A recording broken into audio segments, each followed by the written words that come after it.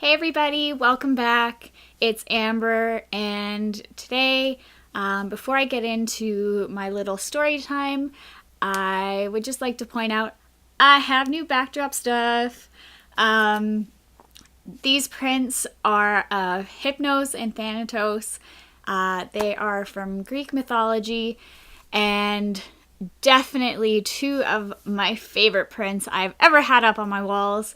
They were done by my best friend Kimberly Crawford, part of her Unspoken Gods project, and I urge you to follow the link in the description to go check out her website, support her on Patreon, and get your copy of either of these prints signed and mailed directly to you, or you can get one of many of her others, including a couple of adorable little pins that I think you'll all enjoy.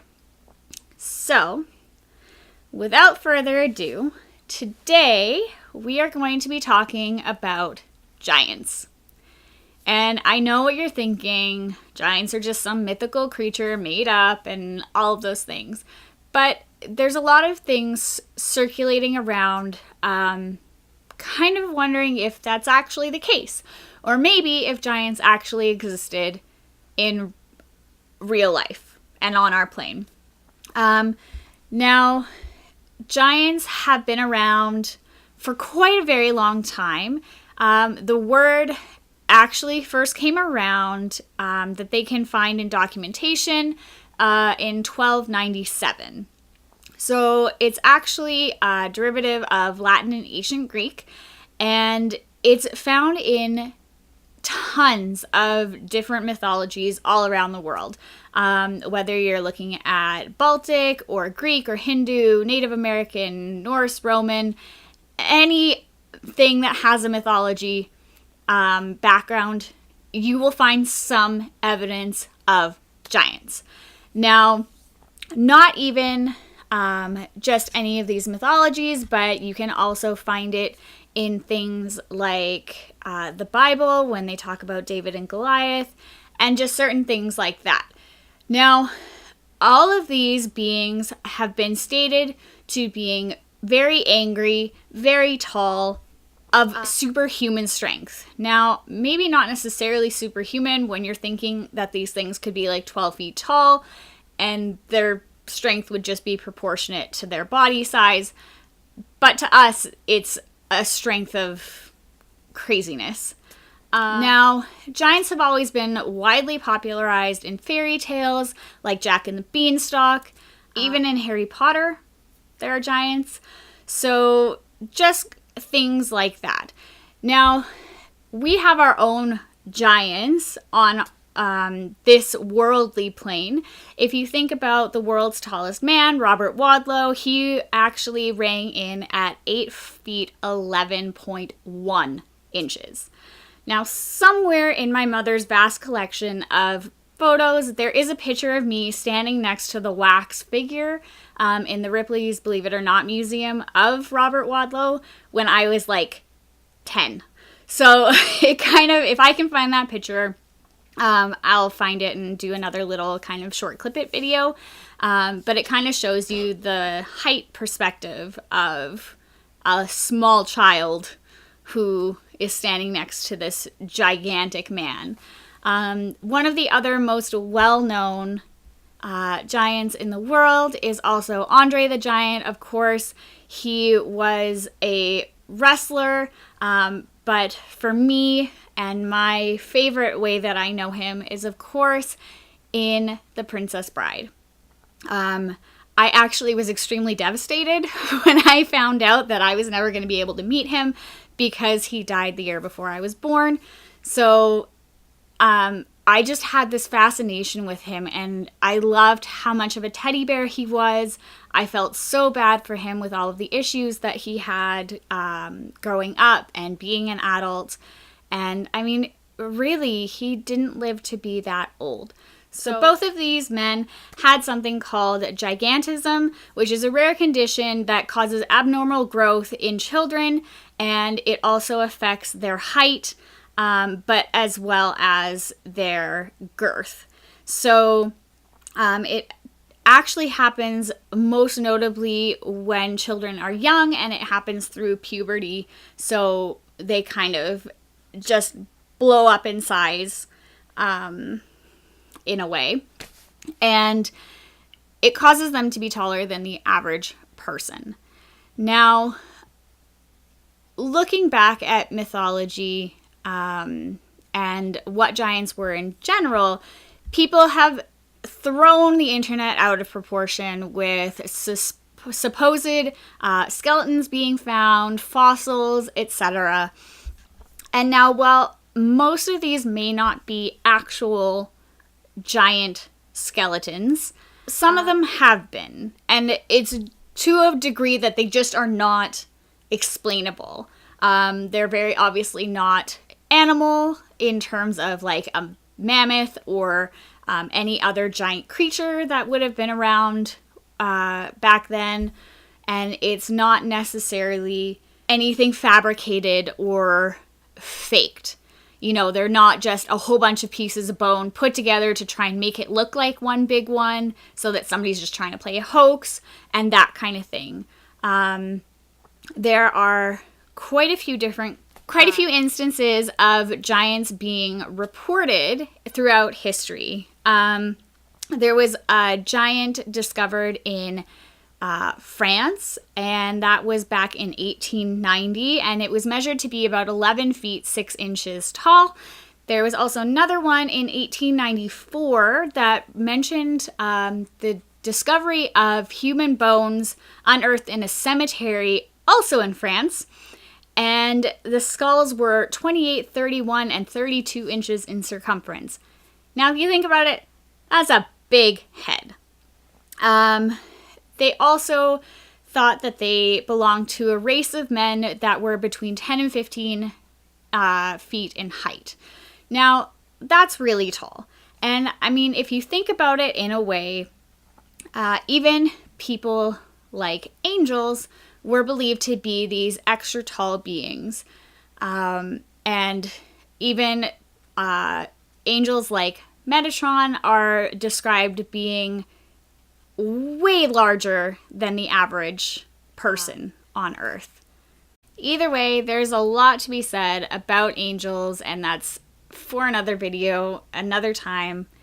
Moving back to giants, there are quite a few instances that I could talk about, but one in particular I'm going to talk about is actually really close to my home, and I would really love to get out there and actually see where this area is and see kind of where these skeletons were found. So these skeletons were actually found November-ish of 1900, and they were reported in the paper in Vancouver as being in Alaska, which really confuses me because where these skeletons were actually found is not Alaska at all. It's actually northern BC in Atlin.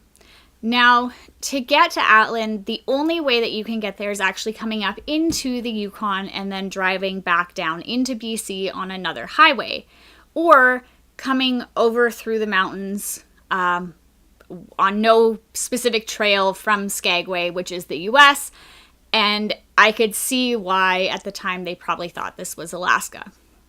Now, the article itself explains where these skeletons were found, approximately how big they were, and it's just a little uncanny. I couldn't find much except for the one article that was written in the paper about these giants. There were some comments that were talking about them being part of a certain book of the Bible, which just none of it actually lined up. When I started researching what section they were talking about of the Bible, it actually led everything to saying that that area and where these this family should have been was Syria in today's modern world. So the tales of it being Alaska is a little far-fetched for me. But I'll read you guys out the article, and then you can determine for yourself if you think that these skeletons were real, if they were just a hoax, or if giants actually do exist. The title of the article says, Skeletons of Giants in Alaska.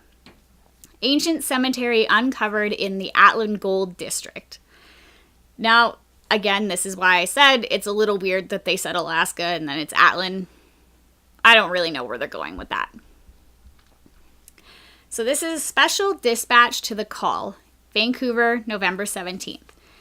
James L. Perkinson, an American miner of Atlin, arrived here today with news of the finding of a number of skeletons in an ancient Indian cemetery in the north, which is of startling scientific interest.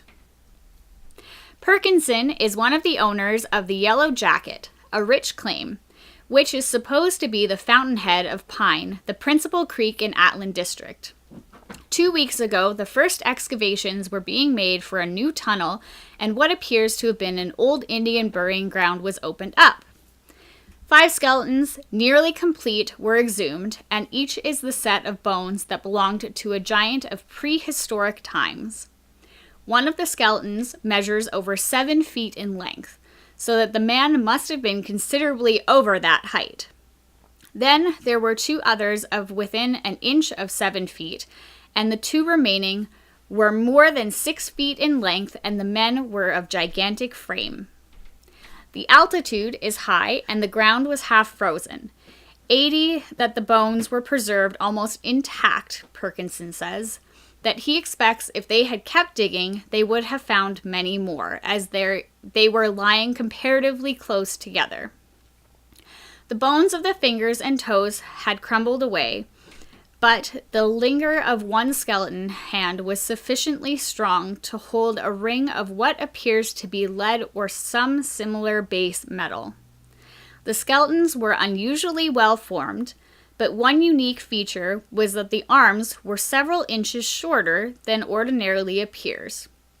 While the size of the bones of the forearm are enormous in comparison to the usual models, beside 2 of the skeletons were spears, rudely shaped with a soft metal, and pointed with sharp stones. The spears were only about 3 feet long and 5 inches thick at the top. The top contained a socket in which a wooden shaft was probably placed, in order to wield the big piece of metal. Other pieces of stone and carved metal were found. The general physical appearance of the skeletons, according to the cursory examination of the miners, was similar to that of the Indians of the present day. They were certainly of the flathead type of tribes, that the burying place is of ancient origin, evidenced by the fact that the Indians say none of their tribesmen have lived within 50 miles of this place as far back as stories have been handed down. There are several mounds, presumably made by Indians in the vicinity of the new mine tunnel, and now being extended. The San Francisco Call, November 18th, 1900. Looking back at all of this, earlier on in the video, I did mention that there are also tales of giants in Native American lore, so it all seems fairly plausible. What's interesting to me is that it's a little odd that all of these skeletons were found within a very short span of each other, and they obviously think that there is more skeletons in the area. Why this was never researched a little bit more, why this is the only thing that I can find about it, I'm not 100% sure. Maybe they just decided that they didn't want to explore it any further. I don't know if the mine kept going. I don't know if they actually took the skeletons and took them somewhere. I think it's really interesting, and I think that in reality, why can't there be giants? I mean, if you think about everything else that there are in the world that we believe in, and that you actually want to believe in, why can't giants be one of them? If you guys have any ideas about what you think these skeletons were, if you think that maybe there are other giant skeletons that I should look into, and if maybe you found more research than I did. I spent a little bit of time actually trying to research things specifically and couldn't find a single thing aside from this article. So I'm not 100% sure where, what, why, how, when.